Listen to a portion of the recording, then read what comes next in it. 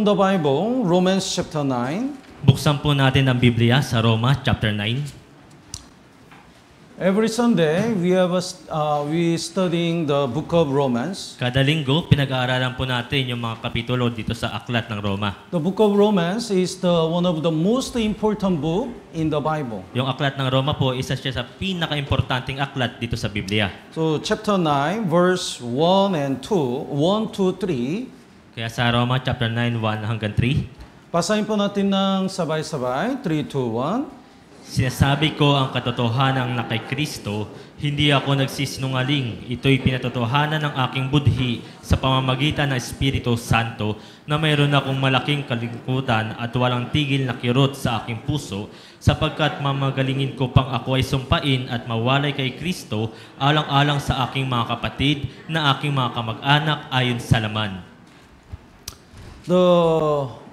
In book of Romans, from chapter 1 to 5 is like a Bible seminar. Sa aklat po na Roma, yung chapter 1 hanggang 5 na ito ay maihahalin tulad sa ating Bible seminar. So first 5 chapters says, we are all sinners, that's why only by the faith we can get salvation. Sa unang 5 chapter po, sinasabi rito na lahat tayo ay makasalanan kaya tayo lamang ay maliligtas sa pamamagitan ng pananampalataya. Then chapter 6 is talking about the purpose, why God saved us. Chapter 6 naman, sinasabi rito ano yung layunin kung bakit tayo niligtas ng Diyos. Now we cannot live for ourselves anymore. Ngayon, hindi na tayo kailangan pang mabuhay para sa ating sarili. We have to live for God who saves us. Kailangan natin mabuhay para sa Diyos na nagligtas sa Then atin. how can we live for God? Kung gayon, paano tayo mabubuhay para sa Diyos? The chapter 7 says, even though we do our best to live for God by our own strength, we can't.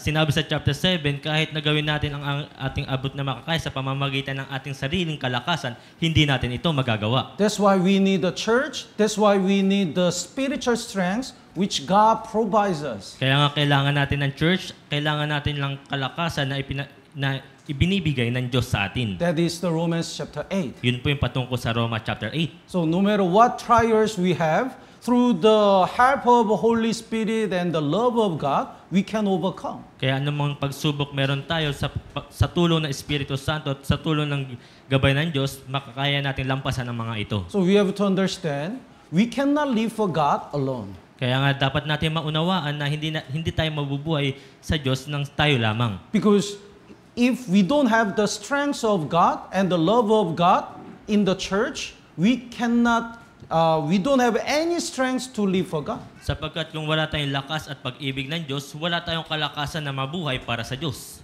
So, the key of our good Christian life is abiding in the church and receiving more strength from God. Kaya yung susi po para magkaroon tayo ng mabuting Christian life, kailangan nating manatili sa church at magtiwala pa sa Panginoon. Then, from chapter 9 to 11, talking about the relationship between Israel and Gentiles. Yung Roma chapter 9 hanggang 11, ito naman ay pumapatungkol sa relasyon ng mga Hintil at ng mga Israel. So the Apostle Paul was curious. So many Gentiles are getting salvation, but why not Israel people? Si Apostol Pablo ay nagtataka na napakaraming Hintil yung mga naliligtas, ngunit bakit yung mga Hudyo ay kakaunti lamang? So from verse 1 to 3 in chapter 9, he really desired to save the Israel people, but they always reject the gospel. Sa Roma chapter 1 to 3, nais talaga niya na maligtas yung mga Hudyo, subalit sila ay tumatanggi. So the chapter 9 is talking about the reason why Israel people cannot get salvation. Yung chapter 9, ito pumapatungkol yung sa rason kung bakit hindi maligtas yung mga Israel. Israel people is God's chosen people. Yung Israel po, yung bansang Israel ay pinili ng Diyos. They received so many promises and covenants from God. Tumanggap sila ng napakaraming pangako at tipan mula sa Diyos. But they don't get salvation. Ngunit hindi sila naligtas. So he's talking about the past of Israel. Kaya ito'y pumapatungkol sa nakaraan ng Israel. And the chapter 10 is the present of the Israel. Yung chapter 10 naman, ito na may pumapatungkol sa nangyayari ngayon sa Israel. So now, Israel is rejecting the gospel. Kaya ngayon, yung Israel, tinanggihan yung Ebanghelyo. But chapter 11 is the future of Israel. Ngunit yung chapter 11, ito'y pumapatungkol sa mangyayari sa Israel. So even though they reject the gospel, in one day, especially during the 7 years Great Tribulation, they will get salvation. Kaya kahit na tinanggihan nila yung ebanghelyo, pero darating ang araw, pagkatapos ng 7 years tribulation, sila yung magkakaroon ng tsansa na maligtas. So chapter 9, 10, 11 are talking about the past, present, the future of Israel people. Kaya Roma chapter 9, 10 at 11, ito'y pumapatungkol sa nakaraan at ngayon at sa hinaharap ng Israel. Israel people only focus on the physical blessing. Yung mga Israelita ay nakatuon lamang sa kanilang material na pangangailangan. And they try to go to heaven by keeping the law or doing something. At nagtitiwala lamang sila sa kanilang sarili, kaya sa paraan nila ng pagpunta sa langit sa pamamagitan ng pagsunod sa mga batas. That's why they cannot get salvation. Kaya nga hindi sila maliligtas. But many Gentiles are getting salvation because of the faith. Ngunit napakaraming mga hintil ang naliligtas dahil sa pananampalataya. So chapter 9 is talking about the difference between Israel people and Gentiles. Kaya sa chapter 9, ito'y pumapatungkol sa pinagkaiba ng mga hintil at ng mga Hudyo. The verse 1 and 2, would you read? Sinabi ko ang katotohanan na kay Kristo, hindi ako nagsisinungaling, ito'y pinatotohanan ng aking budhi sa pamamagitan ng Espiritu Santo, na mayroon akong malaking kalungkutan at walang tigil na kirot sa aking puso. So Apostle Paul always have the pain and sorrow because his people, Israel, don't get salvation. Si Apostol Pablo ay mayroong malaking kalungkutan at walang tigil na kirot sapagkat yung mga Hudyo ay hindi maligtas-ligtas. Actually, Jesus Christ came to Israel. Sa katunayan po, si Jesus ay nagmula sa Israel. So, in Israel, Jesus spread the gospel first in Israel. Sa Israel po, pinangaral ni Jesus muna yung ebanghelyo sa kanila. But Israel reject the gospel and kill Jesus Christ. Pero yung mga Israelita, tinanggihan yung ebanghelyo at pinatay pa si Jesus. That's why this gospel transferred to Gentiles. Kaya nga itong ebanghelyong ito ay nailipat sa mga hintil. But one day, all the Gentiles will reject the gospel. Ngunit darating ang araw na lahat ng mga hintil ay tatanggihan naman na itong ebanghelyo. That's the time for Jesus to come this world again. Ito na yung araw kay Jesus na siya'y muling darating. That's the Jesus second coming. Ito yung second coming ni Jesus. And from that time, 7 years tribulation will start. At magmula noon, yung 7 years tribulation naman ay magsisimula. Because Gentiles reject the gospel, this gospel transferred to Israel again. Dahil yung mga hintil, tinanggihan na yung ebanghelyo, ito'y lilipat muli o babalik sa Israel. That's why Bible says, during the 7 years tribulation, 144,000 Jewish people will get salvation. Kaya nga sinasabi sa Biblia, sa panahon ng 7 taong kapighatian, 144,000 na mga Hudyo ang maliligtas. So Romans chapter 9 it explains why Israel reject the gospel and don't get salvation now. Sa Roma chapter 9, ito yung sinasabi na bakit tinanggihan ng Israel yung kaligtasan at bakit hindi sila maliligtas. First of all, the Apostle Paul says, the Israelites are really special people. Sinabi ni Apostol Pablo, yung mga Israelita ay napaka-espesyal na mga tao. Verse 4 and 5, the Romans chapter 9, verse 4 and 5 says, Israel received the covenant and the promise of God. Sinabi sa verse 4 at 5, yung mga Israel ay tumanggap ng utos ng Diyos at mga tipan ng Diyos. And through Israel, Jesus was born in this world. At sa pamamagitan ng Israel, si Jesus ay ipinanganak dito sa mundong ito. But why Israel people cannot get salvation? Ngunit bakit yung mga Israel ay hindi maligtas? The verse 8 and 9, basahin po natin ng sabay-sabay, 3, 2, 1. Sa mga tuwid ay hindi mga anak sa laman ang mga anak ng Diyos, kundi ang mga anak ng pangako ay siyang itinuturing bilang bidhi. Sapagkat ito ang salita ng pangako, sa mga ganito ring panahon ay darating ako at magkakaroon si Sarah ng isang anak na lalaki. The children of the flesh they are not the children of God. Mga anak sa laman ay hindi mga anak ng Diyos. So Israel people are God's chosen people and the children of the flesh. Kaya yung mga Israelita ay sila yung bayang hinirang ng Diyos at mga anak sa laman. But if they reject the gospel, they cannot become the children of God and the children of the promise. Ngunit kung tatanggihan nila yung ebanghelyo, hindi sila magiging anak ng Diyos at magiging anak ng pangako. So through the Hagar and Sarah, the Apostle Paul explained, Kaya nga sa pamamagitan ni Hagar at ni Sarah, pinaliwanag ito ni Apostol Pablo.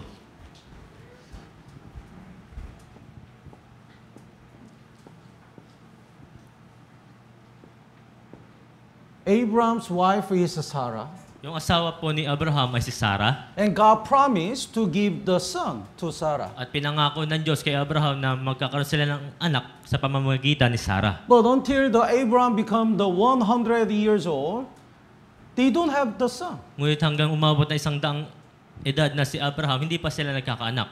So Sarah suggests to Abraham, you sleep with my maidservant. Kaya sinabi ni Sarah, makitulog ka kasama yung aking alipin na si Hagar. That is Hagar. Yun yung pangalan niya, si Hagar.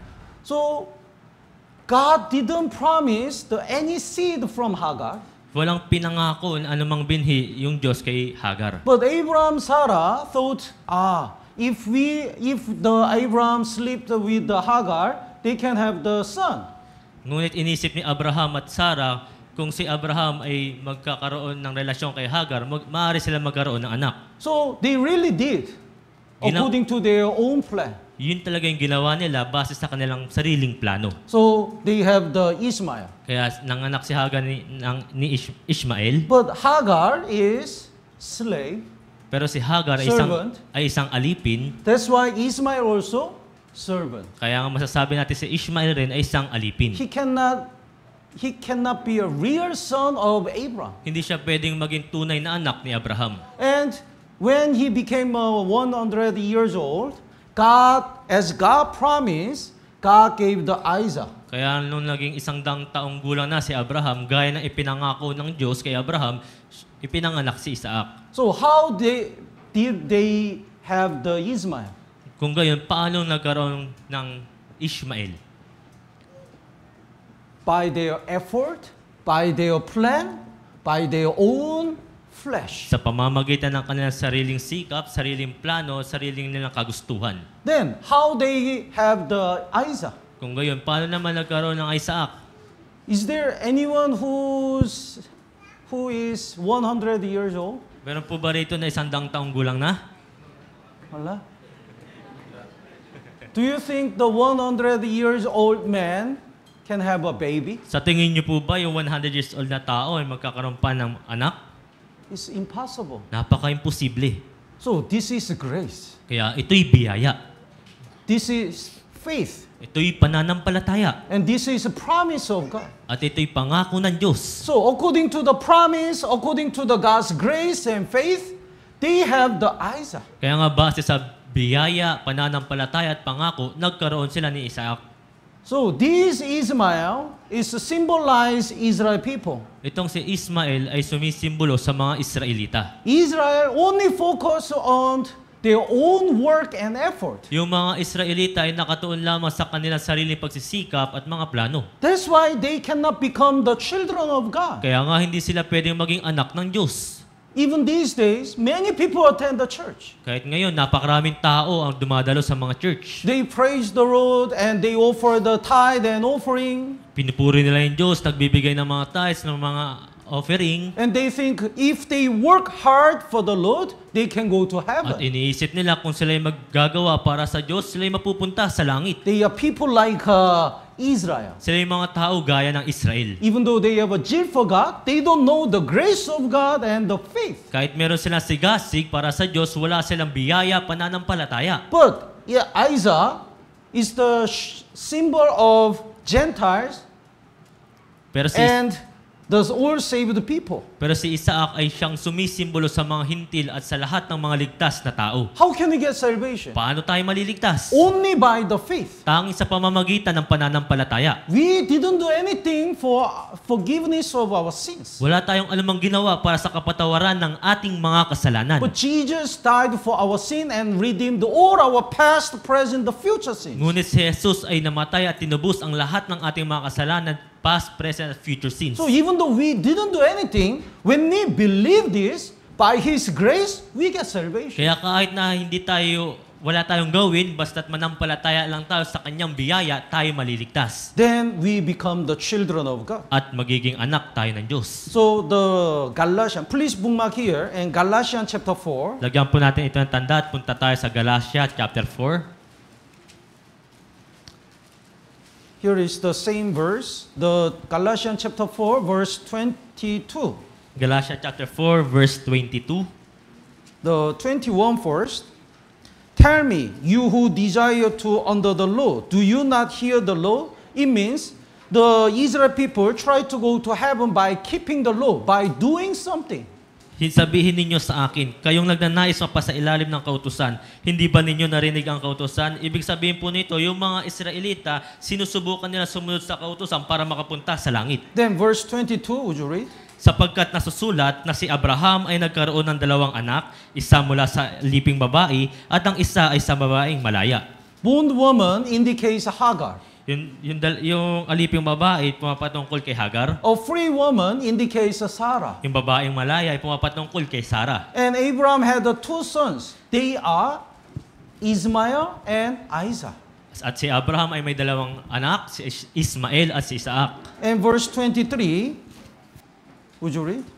Subalit ang mula sa alipin ay pinanganak ayon sa laman at ang mula sa babaeng malaya ay sa pamamagitan ng pangako. So Ismael was born according to the flesh and their own desire, their own plan. At si Ismael po ay pinanganak ayon sa laman, sa kanilang sariling pagsisikap, sa sariling plano. So even though we work hard and follow according to our plan and desire, even though we work hard for the Lord, we cannot get salvation. Kaya kahit na magsumikap tayo, gumawa tayo ng matindi para sa Panginoon, hindi tayo maliligtas. But when we believe the promise of God, we get salvation. Ngunit kung tayo mananampalataya sa pangako ng Diyos, maliligtas tayo. In the whole Bible, God promised He will send the Jesus Christ to redeem all our sins. Sa lahat na nakasulat dito sa Biblia, ipinangako ng Diyos na ipadadala niya si Jesus para tubusin ang lahat ng ating mga kasalanan. So, the verse 24, would you read?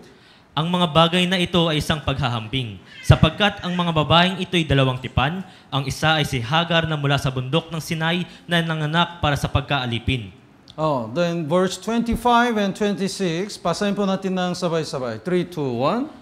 Ngayon, si Hagar ay bundok ng Sinai sa Arabia at katumbas ng kasalukuyang Jerusalem, sapagkat siya ay nasa pagkaalipin kasama ng kanyang mga anak, ngunit ang Jerusalem na nasa itaas ay malaya na siyang ating ina.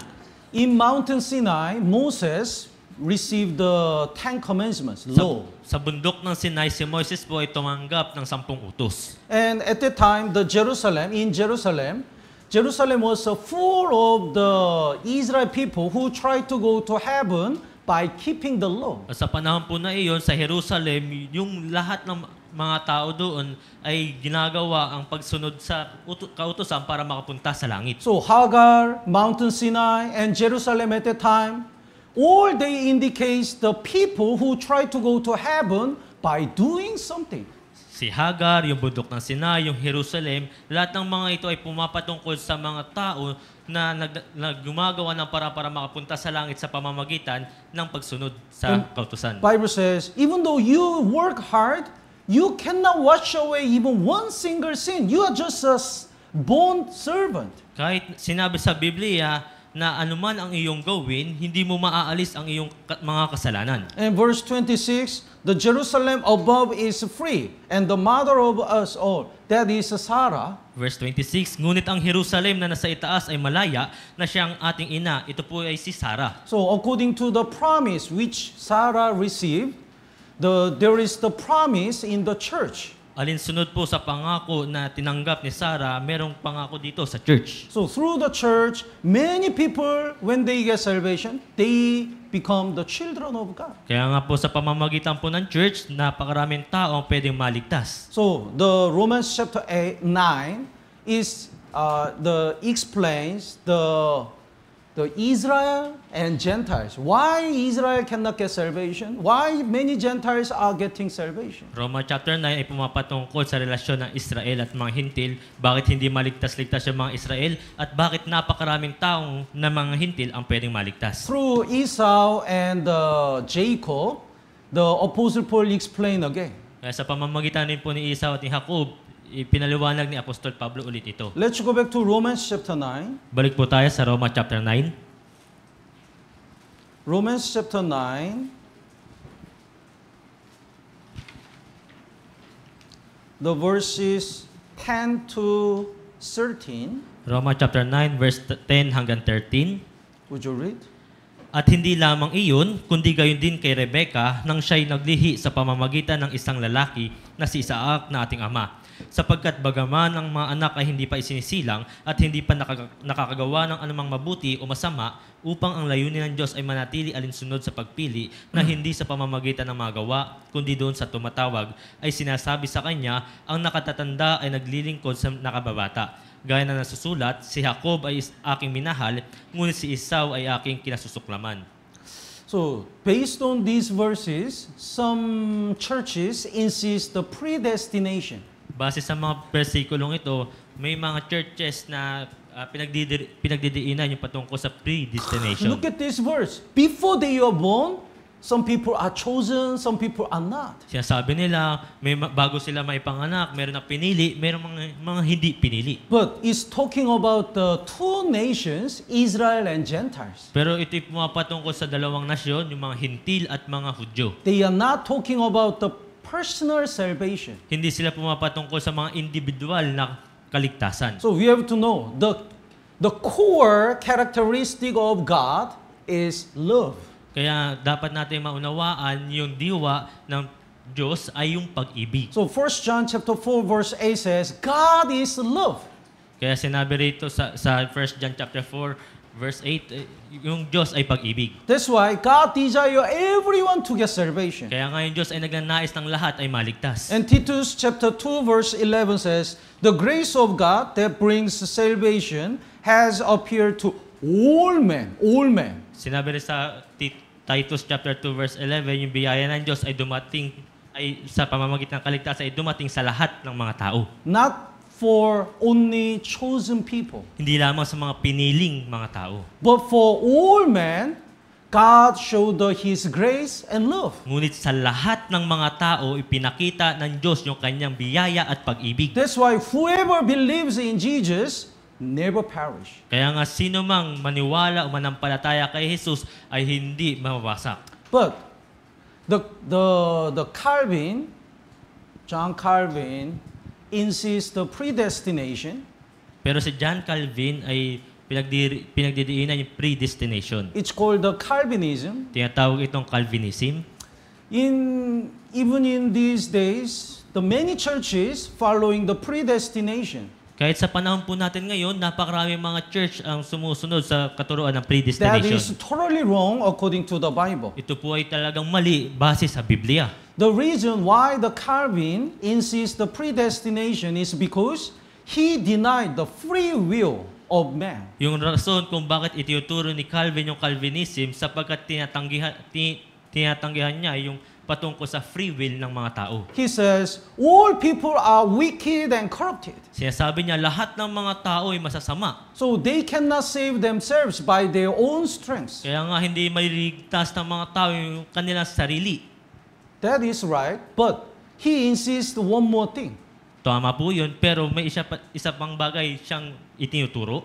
He insists that the man even doesn't have the power to believe. Sinasabi rin niya, yung mga tao ay walang kapangyarihang manampalataya. That's why if they are not chosen by God, they cannot get salvation. Kaya nga kung hindi sila pinili ng Diyos, hindi sila maliligtas. That is totally wrong.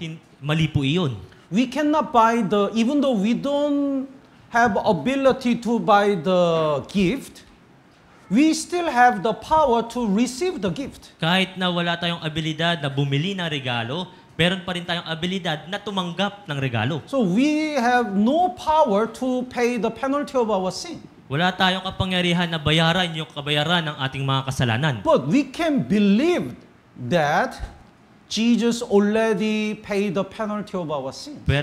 Pero pwede tayong manampalataya na si Jesus ang nagbayad ng mga kabayaran sa ating mga kasalanan. So the inability is totally different from unwillingness. Yung walang kakayahan ay magkaiba do sa hindi kagustuhan. So we cannot save ourselves, but we can believe what Jesus had done for us. Hindi po natin maililigtas ang ating sarili, pero pwede tayong manampalataya sa ginawa ni Jesus para sa atin. Let's look at John chapter 3, Punta po tayo sa John chapter 3, verse 16. verse 16. Everyone knows this verse. For God so loved the world that He gave His only begotten Son, that whoever believes in Him should not perish but have everlasting life. Marami nakakaalam nito, sapagkat gayon na lamang ang pag-ibig ng Diyos sa sanlibutan na ibinigay niya ang kanyang tanging anak, upang ang sino mang sa kanya ay sumampalataya ay huwag mapahamak, kundi magkaroon ng buhay na walang hanggan. We can believe in Jesus. That's why the Bible says, whoever believes in Jesus.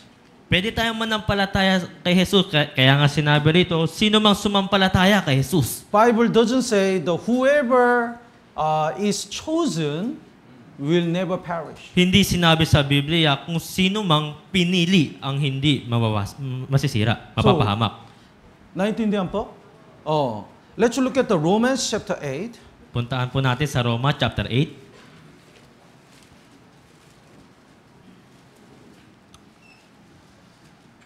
Then, Romans chapter 8, verse 29. This verse is important. Basahin po natin ng sabay-sabay. 3, 2, 1. Sapagkat ang mga nakilala niya ng una pa ay tinalaga naman niya na maging katulad sa larawan ng kanyang anak upang siya ang maging panganay sa maraming magkakapatid. Which one is first? Ano po yung nauna rito? Foreknew or predestined? Nakilala o itinalaga? Nakilala or Itinalaga. itinalaga? Nakilala first, right? So, God know first. Kaya nga, naunang nakilala ng Diyos muna. And then, based on He knows in advance, He can decide, He can choose people.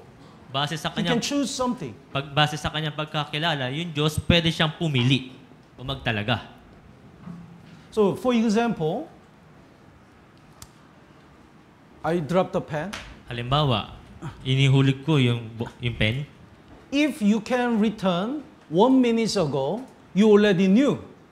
You already know. Our pastor will drop the pen. Kung kaya mong bumalik 1 minuto makalipas, masasabi mo na alam mo na ibabagsak ni pastor yung pen. Tama po ba? And you already know which pen I'll drop. At alam mo kung anong pen yung ihuhulog. So you already said the black pen will be dropped on the floor. Kaya masasabi mo na yung itim yung mahuhulog sa sahig. You already know. Alam mo. So you already chose the black pen. Kaya pinili mo yung black pen. But it doesn't mean you force me to drop the black pen. Pero hindi ibig sabihin na yun na pinersa mo na maihulog yung itim na pen. You only know in advance. Alam mo lang. But you cannot make me drop the pen. Pero hindi mo pwedeng pwersahin na ihulog iyon. So, God knows everything. Kaya nga, yung Diyos nalaman ng lahat. That's why God already know who will believe the gospel and get salvation. Kaya nga, alam na ng Diyos kung sino yung maniniwala o mananampalataya sa Ebanghelyo. So, God chose these people because He knows who will get salvation. Kaya pinili ng Diyos yung mga taong ito sapagkat alam niya sila yung sumampalataya. So, foreknow first and then predestined. Kaya nga, nakilala muna at pagkatapos nito, itinalaga. I have a party. Merong party. So I invite everyone in Ortiga Church. Inimbit- Everyone. Inimbitahan ko lahat ng mga tao. Then some members inform me they'll join.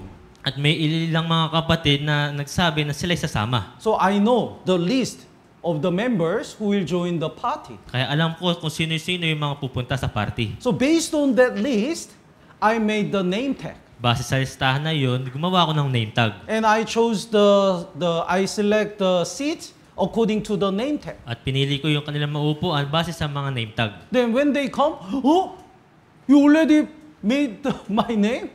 At pagdating nila, gumawa na kayo ng aming mga pangalan. You already prepare my seat? Inihandaan nyo na yung aking mga maupuan. Yeah, because I have a list. Opo, sapagkat meron akong mga listahan. Just like this, God already know who will believe in Jesus. Gaya po nito, alam na ng Diyos kung sino yung mananampalataya kay Jesus. Then based on the foreknowledge, He chose these people. Kaya nga base sa unang pagkakilala, pinili niya kung sino yung magiging kanyang mga tao. So, the foreknew first and then predestined. Kaya nga nakilala muna at pagkatapos nito, pagtatalaga. Let's look at the 1 Peter chapter 1. Puntahan po natin sa unang Pedro chapter 1. 1 Peter chapter 1 verse 2. Unang Pedro chapter 1 verse 2. Elect according to the foreknowledge of God the Father. Pinili at tinalaga ng Diyos at pinili ayon sa pagkakilala ng Diyos. So God knows first. Kaya naunang nalaman ng Diyos. Based on this foreknowledge, God chose people. Base sa unang pagkakilala, yung Diyos ay pumili ng mga tao. But our salvation depends on our choice. Ngunit sa katotohanan po rito, yung kaligtasan natin ay sa pamamagitan ng ating pagpili. So, if we reject the gospel, we cannot get salvation. Then, we cannot enter the predestined of God. Kaya kung tatanggihan natin yung ebanghelyo, hindi tayo maliligtas. God is the ruler of human history. Yung Diyos po yung namamahala ng sangkatauhan. So, as a ruler, He can decide many things. Bilang tagapamahala, pwede siyang mag-decide ng anumang naisin niya. So, He already decide how to save the people. Kaya pumili na siya kung paano niya ililigtas yung mga tao. He decide only by the blood of Jesus Christ we can get salvation. He decide. Nagdesisyon na siya na sa pamamagitan lamang ng dugo ni Jesus, tayo'y maliligtas. This is the Nagdesisyon siya. sovereign of God. Ito po yung dakilang kapangyarihan ng Diyos. Sovereignty of God.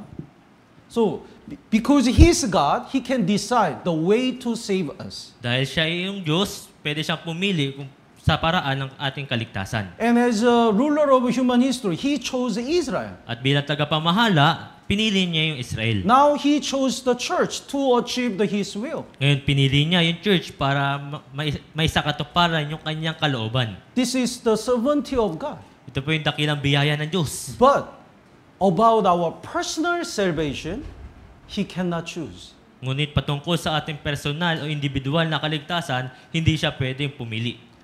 It totally depends on our will. Ito po ay talagang nakadepende lamang sa ating sariling kalooban. So even though Jesus paid all the penalty of our sin, if we keep rejecting, we cannot get salvation. God cannot force us to believe it. Kahit na binayaran na ni Jesus ang ating mga kasalanan, kung tayo patuloy na tatanggi dito, hindi natin ito matatanggap. But when we decide to believe that, God help us to believe it, so we get salvation. Pero kung tayo magdidesisyon na tayo mananampalataya, tutulungan tayo ng Espiritu Santo at matatanggap natin yung biyayang ito. So whether we believe the gospel or not, it's not the sovereignty of God. Kaya maniwala man tayo o hindi, hindi ito talaga yung soberanya ng Diyos. Let's look at John chapter 6. Sa John chapter 6, John chapter 6, verse 40. verse 70. John chapter 6, verse 70. 70 and 71, would you read? Sumagot sa kanila si Jesus, "Hindi ba pinili ko kayo, ang 12, at ang isa sa inyo ay dyablo?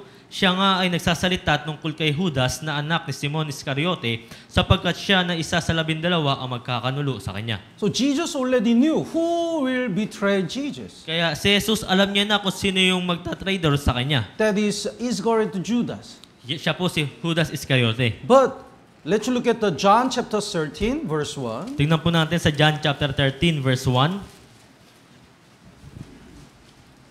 John chapter 13 verse 1. Basahin po natin ng sabay-sabay. 3, 2, 1. Bago magpista ng Paskwa, alam na ni Jesus na dumating na ang araw ng kanyang pagpanaw sa sanlibutang ito patungo sa Ama.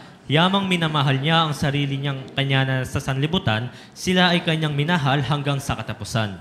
So, the Jesus loves all people, including the Judas, until the end. Kaya si Jesus, inibig niya yung sanlibutan kasama si Judas Iscariote hanggang sa Jesus katapusan. died for everyone. Namatay si Jesus sa lahat. And Jesus wants everyone to believe their sins were already forgiven. At nais ni Jesus ng lahat ng mga tao ay manampalataya na pinatawad na ang kanilang mga kasalanan. But even though Jesus loves even the Iscariot Judas to the end, Judas rejected the love of Jesus. That's why he went to hell. Ngunit kahit inibig ni Jesus si Judas Iscariote hanggang katapusan, ngunit itong si Judas Iscariote ay tinanggihan itong pag-ibig na ito, kaya nga siya ay napunta sa impyerno. So now, people go to hell not because they are not chosen.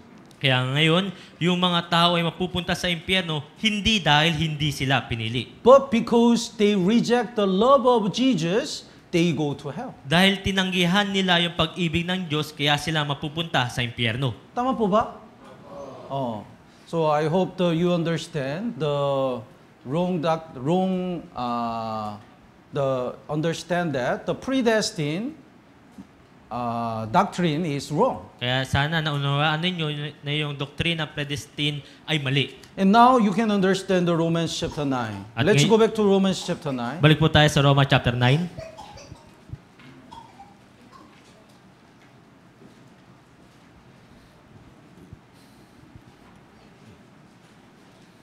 The verse 13. Verse 13 po. As it is written, Jacob I have loved, but Esau I have hated.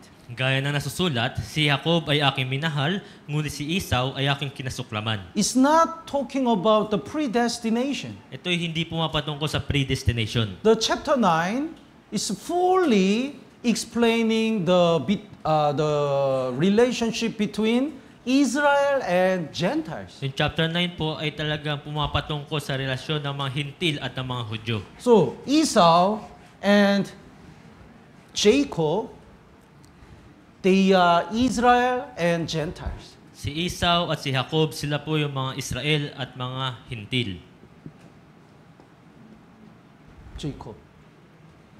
Esau only focus on this world. Si Esau nakatuon lamang dito sa mundong ito. He always go out and hunt.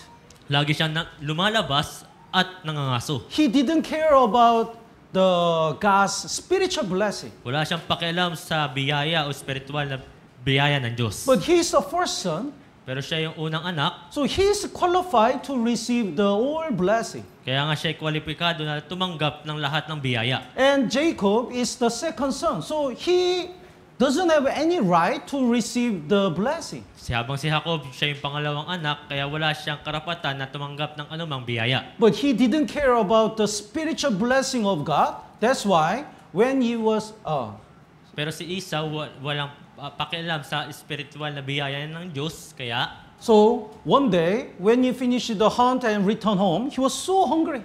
isang araw, habang pagkatapos niyang mangaso, siya'y gutom na gutom. Gutom na gutom. Hungry. So he opened the refrigerator. No refrigerator.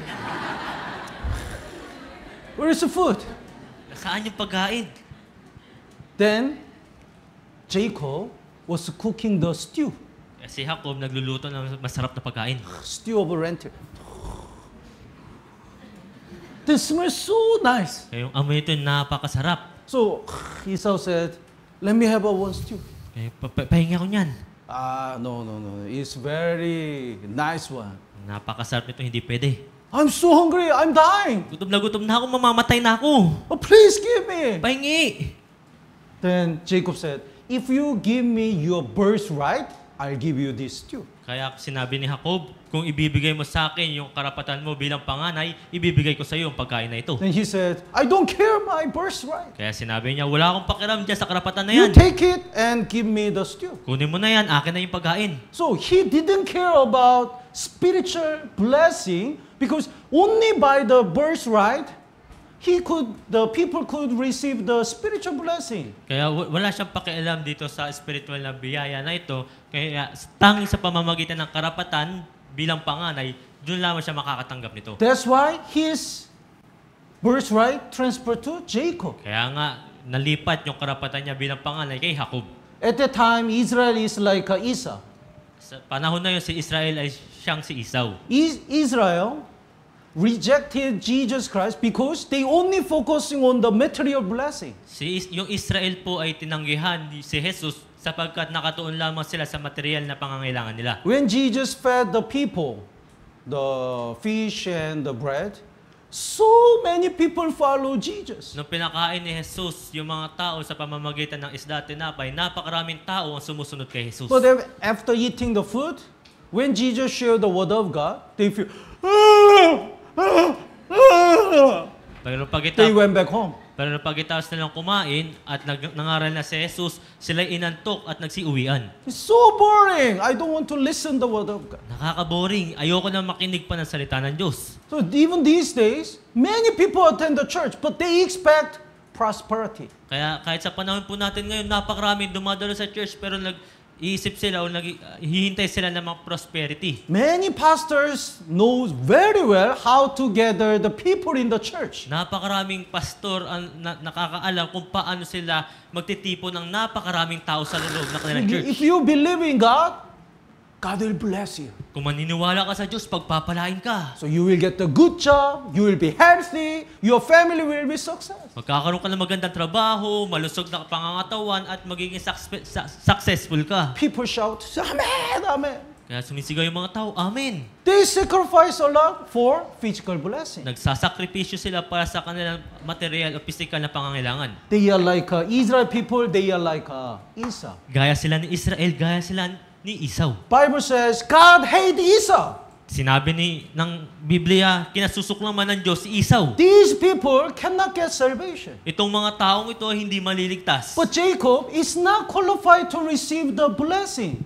Ngunit si Jacob ay hindi kwalipikado na tumanggap ng biyaya. But he knows how precious the spiritual blessing is. Pero alam niya kung gaano kaimportante yung spiritual na pagpapala. So he always desire, how can I get it? Kaya nag-iisip siya, paano niya ito makukuha? Even though I lost everything, I want to receive the spiritual blessing from God. Kahit na mawala na sa akin ang lahat, nais kong matanggap yung spiritual na pagpapala mula sa Diyos. That is what Gentiles want. Ito po yung nais ng mga hintil. So if you read the book of Acts, whenever apostles preach the gospel in Gentile area, out of Israel, so many people desire to get salvation. Kaya nga kung mababasa ninyo sa aklat ng mga gawa, sa tuwing nangangaral yung mga apostol sa labas ng Israel sa mga hintil, napakaraming taong mga hintil ang naliligtas. That's why even though they are not qualified, they get salvation. Dahil kahit na hindi sila kwalipikado, naliligtas sila. So Esau only expect the financial blessing or the material blessing. Si Esau ay nagnanais lamang ng mga pinansyal at mga material na pagpapala. That's why even though he was qualified in the beginning, his right of the blessing transferred to Jacob. Kaya nga kahit na siya ay kwalipikado sa simula, yung kanyang karapatan ay nailipat kay Jacob. And also, he relied on his own work. Gayun rin siya ay nagtitiwala sa sarili niyang mga gawa. He worked hard for Isaac, his father. Nagtatrabaho siya para kay Isaac sa kanyang ama. Because he thought, if we work hard for father, he will be blessed. Sapagkat iniisip niya kung siya'y gagawa ng mainam para sa kanyang ama, siya'y pagpapalain. But Jacob relied on the grace. Ngunit si Jacob ay nagtiwala lamang sa biyaya. So when he approached to his father, Isaac, he put the hairs in his skin. Kaya nung siya'y lumapit sa kanyang ama, naglagay siya ng mga balahibo sa kanyang balat. the Bible says Esau is hairy man. Kasi sinabi sa Biblia, si Esau ay mabalahibong tao. Hairy. Many hairs. Marami. But he is smooth. Pero siya makinis. So he worried if at that time the Isaac's eyes were dim.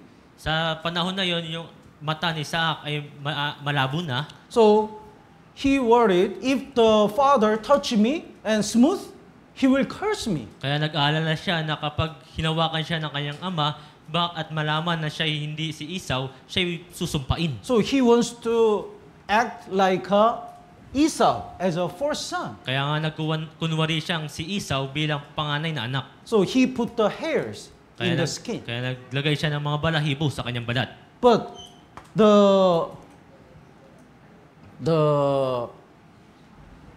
that's why when the Isaac touched him, he says, the voice is Jacob, but when I touch it, you are Esau.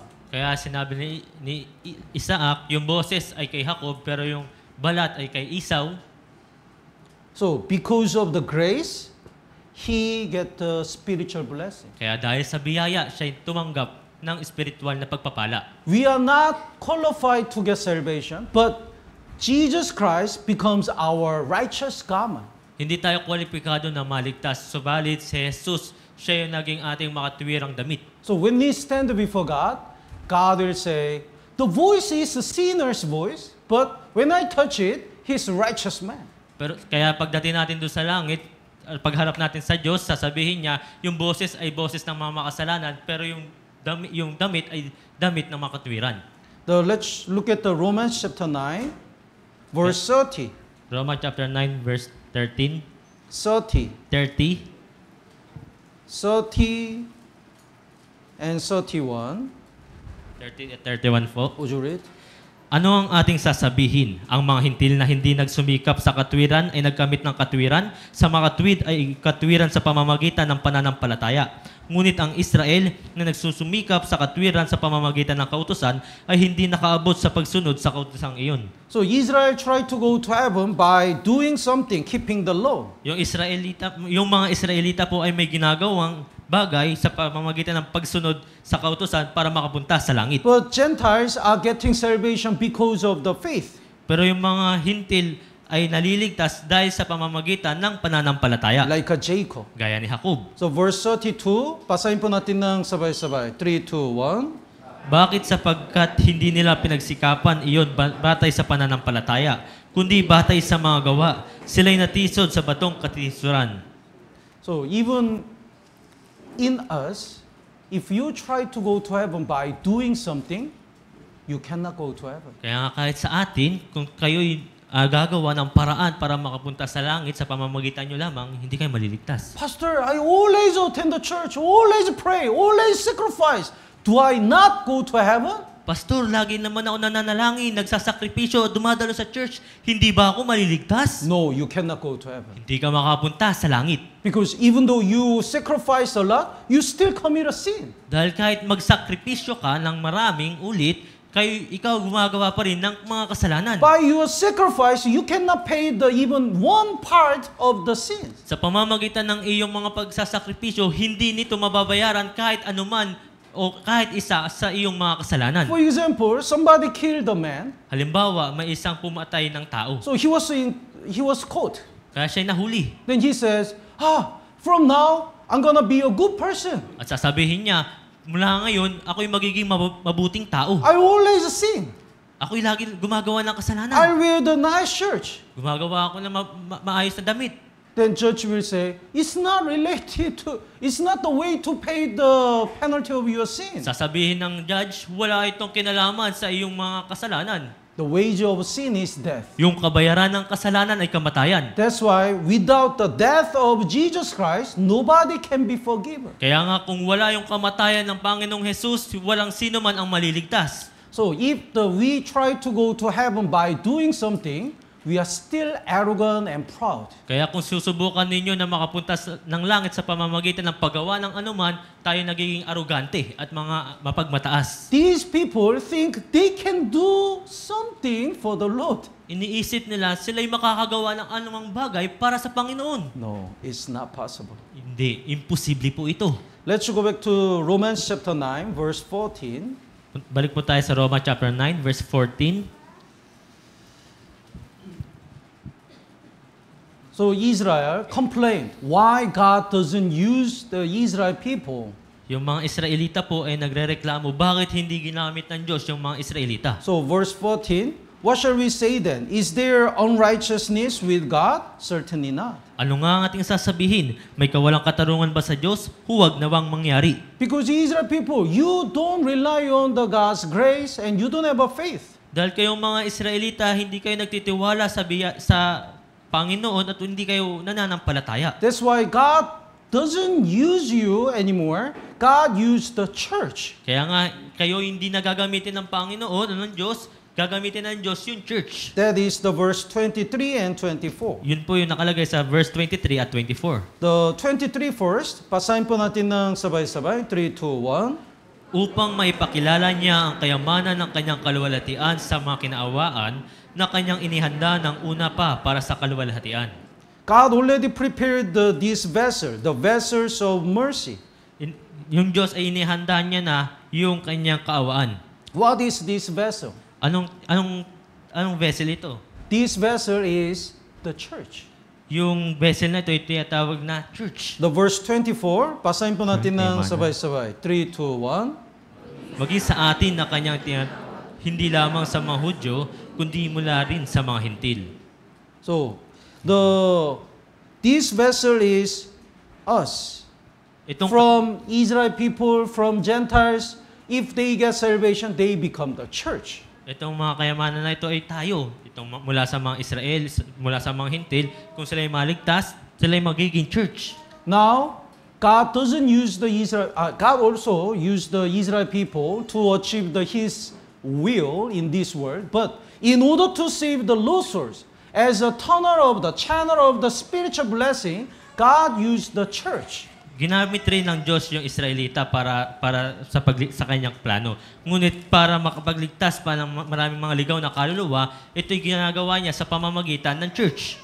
This is the vessel of the grace. Ito po yung kayamanan ng kanyang biyaya. Let's look at the 1 Corinthians chapter 10. Tingnan po natin sa unang Korinto, chapter 10. Verse 32. Unang Korinto po, chapter 10, verse 32.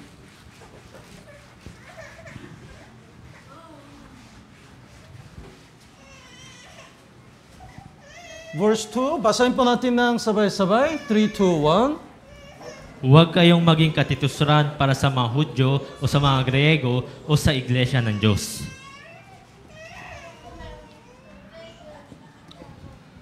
From Genesis chapter 1 to 11,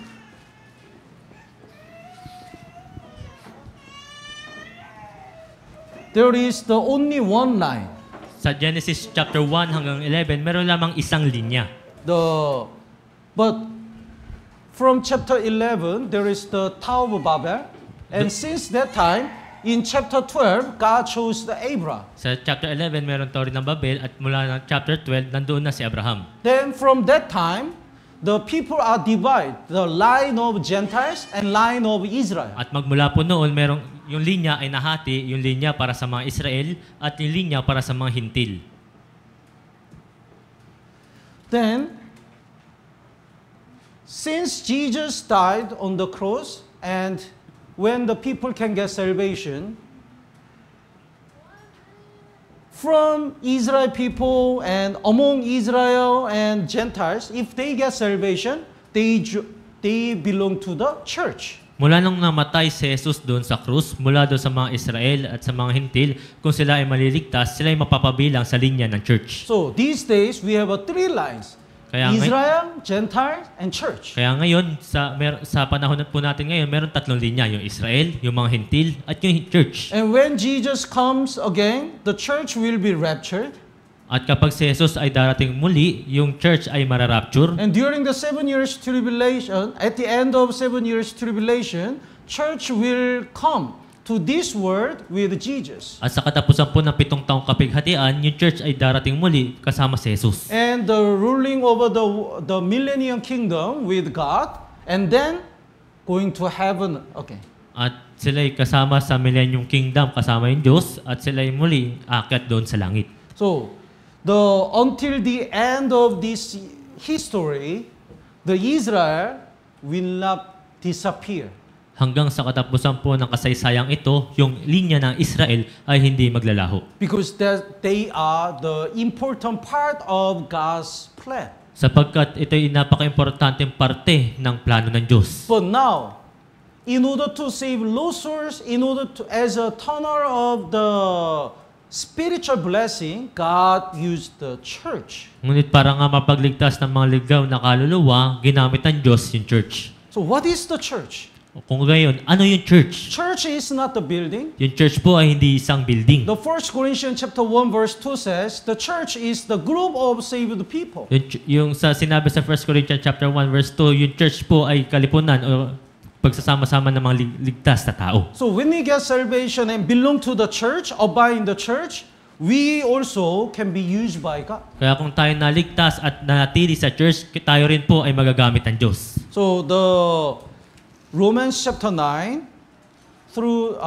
is talking about the reason why Israel people don't get salvation. Roma chapter 9, ito ay pumapatungkol sa rason kung bakit yung mga Israelita ay hindi maligtas. And the Gentiles getting salvation because they rely on the faith. At yung mga hintil ay naliligtas sapagkat nagtitiwala lamang sila sa pamamagitan ng pananampalataya. So through the Hagar and Sarah, and through the Esau and Jacob, the Bible explaining.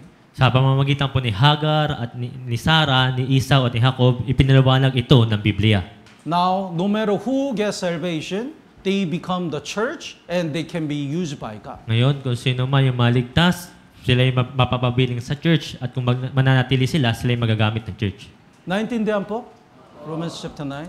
Then we can think about some more lesson through the verse 1 to 3. Kaya pwede pa tayo makapag-aral ng mga aral dito sa verse 1 to 3. The verse 1 and 2, basahin po natin ng sabay-sabay. 3, 2, 1. Sinasabi ko ang katotohanan na kay Kristo, hindi ako nagsisinungaling, ito'y pinatotohanan ng aking budhi sa pamamagitan ng Espiritu Santo, na mayroon na akong malaking kalungkutan at walang tigil na kirot sa aking puso. Apostle Paul didn't stop preaching the gospel. Si Apostol Pablo po ay hindi tumigil sa pangaral ng Ebanghelyo. But even though he kept preaching the gospel, his people don't get salvation. Ngunit kahit siya patuloy nangangaral, yung mga kanyang sambahayan ay hindi naliligtas. That's why he says, I have a great sorrow and continual grief in my heart. Kaya nga sinabi niya, mayroon akong malaking kalungkutan at walang tigil na kirot sa aking puso. When you woke up, he's painful. His heart is painful and he's sad. Pagising niya, yung kanyang puso ay sobrang kirot at sobrang niyang lungkot. When we get salvation, we really understand this verse. Nung naligtas tayo, talagang naunawaan natin itong bersikulong ito. We realize we are already forgiven and we surely go to heaven. We are happy. Naunawaan natin na tayo napatawad at makakapunta na sa langit, masaya tayo. And even though we die tonight, we go to eternal world, eternal heaven. At kahit na mamatay tayo ngayong gabi, tayo patungo doon sa walang hanggang buhay, doon sa walang hanggang langit. So our heart is so peaceful. Kaya nga ating puso ay puno ng kapayapaan. But whenever we remember our unsaved family, our heart is painful and sorrow. Ngunit sa tuwing naaalala natin yung mga hindi ligtas nating mga pamilya, nagkakaroon tayo ng kalungkutan sa ating puso. We have a continual grief in our heart. Meron tayong patuloy na kalungkutan sa ating puso. That is also evidence of saved people. Ito rin po yung ebidensya bilang isang ligtas na tao. If we really believe there is the eternal hell, eternal fire, and if we really believe if our lovers don't get salvation and if they will go to hell, how can we be still peaceful when we remember them? Kung talagang naniniwala tayo na merong impyerno, walang hanggang walang hanggang apoy at naniniwala tayo na itong mga taong hindi ligtas ng pamilya natin ay mapupunta sa impyerno, kung gayon, paano tayo magkakaroon ng kapayapaan sa ating puso? We also have a pain and sorrow. Meron rin tayong mga kalungkutan at mga sakit sa ating puso. Let's look at the 1 Kings. Tingnan po natin sa Unang Hari. 1 Kings chapter 3, Unang Hari po, chapter 3. verse 16. Unang Hari, chapter 3, verse 16. 1 Kings chapter 3, verse 16. Here are two harlots, Narito yung dalawang upahang babae. and one harlot's baby, son, died. The baby died. At yung isang upang babae, yung kanyang baby ay namatay. Then this harlot insists the other harlot's baby is her baby. At sinasabi ng isang upang babae, yung baby ng isang babaeng ito ay yung kanyang anak. So they brought this child to the Solomon. Kaya dinala nila yung bata sa harapan ni Solomon. And two harlot keep insisting this child is her baby. At ito ng dalawang upahang babaeng ito ay pinagpipilitan na itong batang ito ay yung kanilang sariling baby. If they bring the baby these days, we can check the DNA test. Ngayon po, kung dadalhin nila ito sa hukuman, sa husgado, pwede tayo magpa-DNA test. Very easy. Napakadali na But lamang. at that time, the church was so wise. Pero nung panahon na iyon, yung paghatol ni Solomon, ni Haring Solomon, ay The napakatalino. verse 24, then the king said, bring me a sword. So they brought the sword before the king. Kaya't sinabi ng hari, dalhan ninyo ako ng isang tabak. At sila'y nagdala ng isang tabak sa harap ng hari. And divide the living child in two and give half to one and half to the other. Hatiin sa dalawang buhay na bata at ibigay ang kalahati sa isa at ang kalahati ay sa isa naman. What do you think? Is it wise? Sa tingin ninyo po ba, matalino ba ito? So half and half, fair. Tigkakalahati sila, pantay, di ba? Pantay. Then what's the reaction of the two harlots? Kaya ano yung naging reaction ng dalawang upahang babae? The verse 26, basahin po natin ng sabay-sabay. 3, 2, 1. Nang magkagayoy nagsalita ang babae na ina ng buhay na bata sa hari, sapagkat ang kanyang puso ay nahabag sa kanyang anak at sinabi niya, O Panginoon ko, ibigay mo sa kanya ang buhay na bata at sa anumang paraay huwag mong patayin.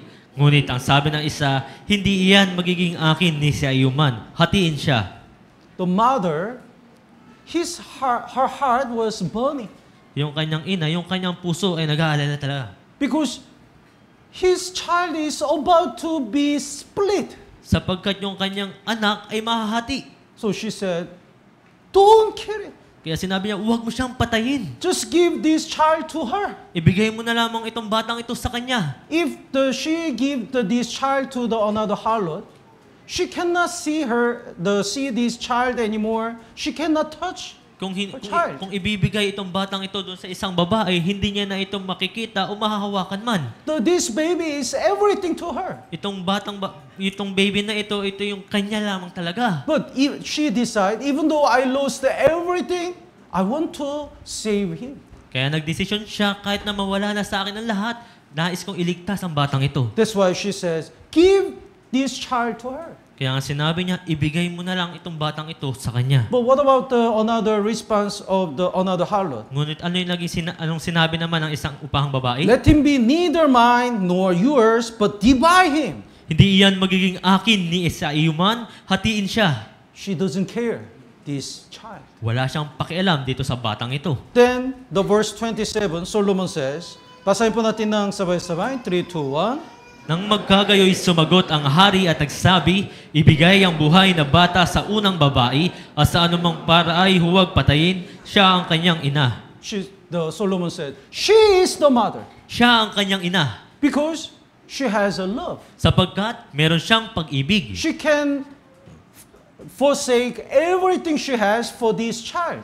Kaya niya ipabayaan ang lahat para lamang sa kanyang bata. What's the evidence of Christian? Ano yung ebidensya ng isang Kristiyano? I don't care whether my family go to the hell or heaven. I don't care. Wala akong pakialam na kahit yung pamilya ko may mapunta sa impyerno, wala akong pakialam. Just divide them. Hatiin mo na sila. They are not mother. Hindi sila mga ina. They are not real Christian. Hindi sila mga tunay na Kristiyano. As long as we really know they will go to hell, even though we sacrifice everything, we can lose everything, we want to save them. Hanggang nalalaman natin na sila ay mapupunta sa impyerno, isasakripisyo natin ang lahat ng meron tayo, mailigtas lamang natin sila. Then God will say, He is a real Christian. At sasabihin ng Diyos, siya ang tunay na Kristiyano. So, we also have this deep grief and sorrow. Kaya nga, meron tayong ganitong matinding kalungkutan at kirot sa ating puso. And let's go back to Romans chapter 9. Balik po tayo sa Roma chapter 9. Romans chapter 9, verse 3. Roma chapter 9 verse 3. Basahin po natin ng sabay-sabay. 3, 2, 1. Sapagkat mamagalingin ko pang ako ay sumpain at mawalay kay Kristo alang-alang sa aking mga kapatid na aking mga kamag-anak ayon sa laman. This verse makes us shameful. Itong bersikulong ito ay ginagawa sa atin na nagiging kahiyahiya tayo. How much do we want to save our people? Gaano tayo nagnanais na mailigtas yung ating sambahayanan? How much we desire to save our family? Gaano tayo nagnanais na mailigtas yung ating pamilya? We can see that. We can check ourselves. How much I can pay? How much I can sacrifice? Pwede natin suriin ang ating sarili. Gaano ba tayo magbayad? O gaano ba tayo magsakripisyo? Depending on how much we can pay the money and the sacrifice, we can see how much we desire to save our people. Nakadepende kung gaano tayo magbayad ng pera o magsakripisyo, doon natin makikita kung gaano tayo nagnanais na mailigtas yung ating sambahayanan. Then Apostle Paul says, I could wish that I myself were accursed from Christ. It means, even though I depart from the Christ, even though I go to the hell, I really wish all my Israel people get salvation. Mamagalingin ko pang ako ay sumpain at mawalay kay Kristo. Ibig sabihin na kahit na siya ay maihiwalay kay Kristo, mas nanaisin niya pa yun para mailigtas lamang yung kanyang buong sambahayanan. He knows what is the hell. Alam niya kung ano yung impyerno. But he says, even though if I go to the hell and my people get salvation, I can go to hell. Kaya nga kahit na sinasabi niya, kahit na mapunta siya sa impyerno at maligtas lamang yung kanyang mga sambayanan, pupunta siya sa impyerno. That much he desire and wish. Ganun po talaga siya nagnanais. How much do you desire, do you wish to save your family? Gaano mo kanais na iligtas yung iyong sambahayanan? If we really wish and desire to save our family and our people, why don't you pray every day? Kung talaga nagnanais kayo na mailigtas yung inyong mga pamilya, mga mahal sa buhay, bakit hindi kayo nananalangin? Why don't you visit more often? Bakit hindi kayo bumibisita? Why don't you sacrifice your money and time? Bakit hindi kayo nagsasakripisyo ng inyong mga pera at ng inyong mga oras? So, depending on how much we are ready to sacrifice, it shows us how much we desire. Depende kung gaano tayo magsakripisyo, ito'y pinapakita kung gaano tayo nagnanais. When Jesus died on the cross, He said, Eli, Eli, lama sabachthani. Nung namatay si Jesus doon sa krus, sinabi niya, Eli, Eli, sabachthani. It means, my God, why have you forsaken me? Sinabi niya, ibig sabihin po nito, O Diyos, bakit mo ako pinabayaan? God the Father, God the Son, Jesus Christ, they never departed. Yung Diyos Ama, yung Diyos Anak, kailanman ay hindi sila nagkahiwalay. But only when Jesus was crucified, He was crucified as a representative of all sinners. That's why God the Father turned away from Jesus. Ngunit nung panahon na si Jesus ay naipako dun sa krus, ng panahon na iyon, si Jesus ay naging representative ng mga makasalanan. Kaya nung time na iyon, yung Diyos Ama ay tumalikod kay Jesus. We already know how much painful our lover doesn't talk to me, doesn't look at me. Nalalaman po natin kung gaano kasakit yung ating minamahal ay tinatalikuran tayo. That time, they are separated. Noong time na iyon, sila ay nagkahiwalay. Even though Jesus was persecuted and the mocked and the hit and crucified, that much Jesus desired to save us.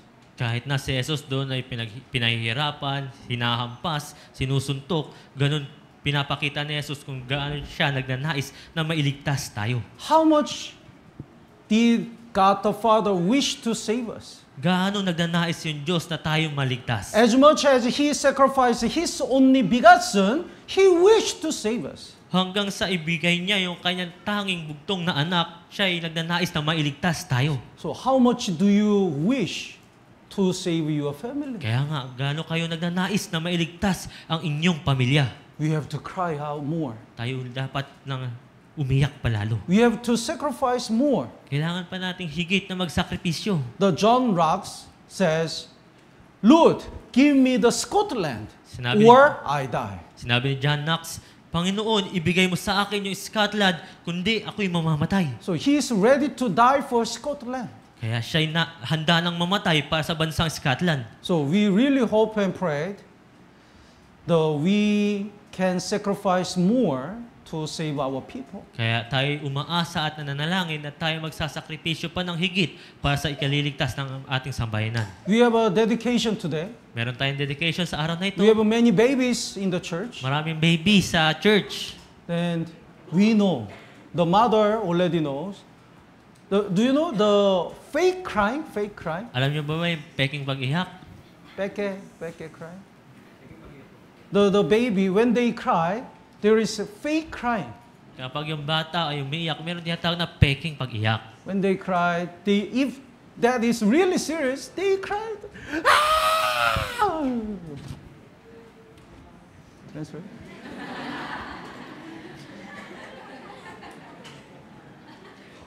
But if they think it's not serious, but they need the attention of mother, they cried fake. Kung kahit hindi seryoso, kung nais lang talaga nila ng atensyon ng kanilang ina, umiyak sila ng peke. When they cry, they look at the mother. Pag umiyak sila, tumitingin sila sa kanilang nanay.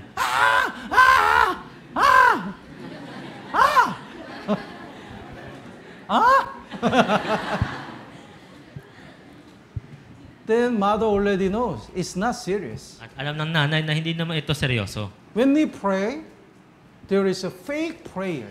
Pag nananalangin tayo, merong peking pananalangin. We just keep the form of prayer. Gumagawa lamang tayo ng forma ng pananalangin. But we don't wish. Pero hindi tayo humihingi talaga. We don't desire. Hindi talaga tayo nagnanais. Then God already knows it's fake. At alam ng Diyos na ito ay peke. Lord, I really, really want my people get salvation. Panginoon, nais ko talaga na yung aking sambahayan ay maligtas. When we sincerely cry out to the Lord, God will answer our prayer. Kung tayo sinserong luluha para sa Panginoon, yung Diyos ay sasagutin ang ating mga panalangin. So I hope and pray all of us have the same mind with Apostle Paul. Kaya ako'y umaasa at mananalangin na lahat tayo ay magkaroon ng gaya ng puso ni Apostol Pablo. No matter how much we sacrifice, we really want to save our family and our people. Ano man tayo magsakripisyo, talagang magnanais na tayo na mailigtas yung ating pamilya. Tama po ba? So today, we learn the lesson through the Romans chapter 9. Ngayon, napag-aralan po natin yung aral dito sa Roma chapter 9. The next week, we're gonna study the Romans chapter 10. Please read it in advance. Sa susunod na linggo, Roma chapter 10, yung pag-aaralan natin, pakiusap, basahin ninyo po ito ng advance. Let's pray. Tayo manalangin.